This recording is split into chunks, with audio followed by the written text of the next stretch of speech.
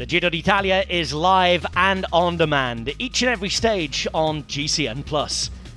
It was heavy rain that once again greeted the peloton as they had one more day to get through before the first rest day.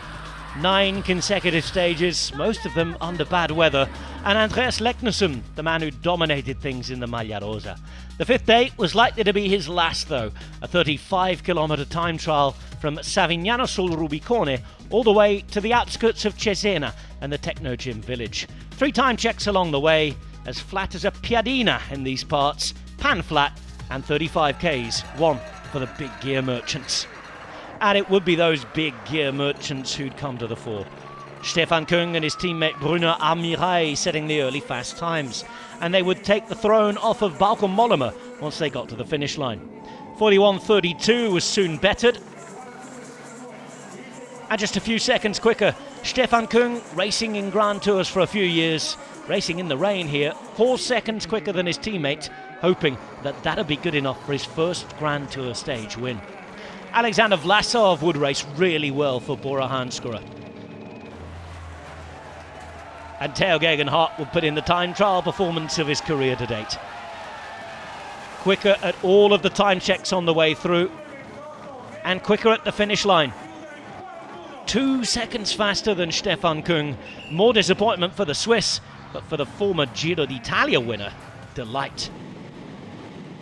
Geraint Thomas, his teammate, wasn't far behind.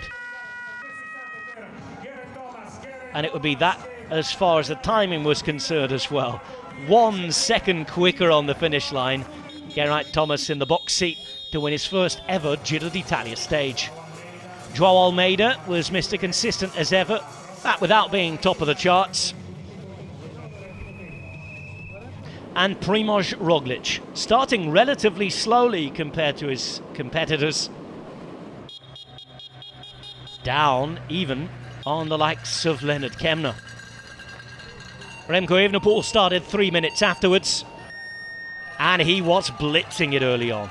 11 seconds quicker than anybody else, over 30 seconds into Roglič. But Roglič would start to pull time back. He'd get quicker as the day went on.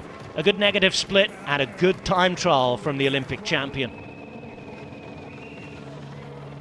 Evenepoel was starting to slow up a bit, but was still in the shake-up for the time trial stage win.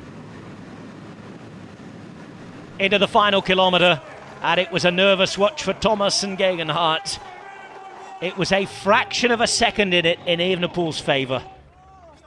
49 years of age today, Matteo Tosato, sports director, and looking on, veteran rider Geraint Thomas knew they'd been pipped just to the post. They're in the fight for the GC though. Evenepoel probably would have wanted a bit more time, and Andreas Leknesson, realistic knowing he wouldn't keep the jersey up this day, putting in a really good time trial himself though. 19th, 1:15 down. The Maglia Rosa passing in the opposite direction to what it had done 5 days ago. Remco Evenepoel regains the lead. 1 second is margin of victory over Geraint Thomas officially. A fraction of a second as per the official timing results. Gegenhardt third, Küng fourth at 4 seconds. And the Maglia Rosa, yet again, is the world road champion. But will it be enough at this stage of the Giro d'Italia? 45 seconds in front of Thomas, 47 in front of Roglič. Gegenhardt's within a minute. Almeida, Leknesson, Vlasov, Caruso, Kemna and Sivakov all within 3 minutes.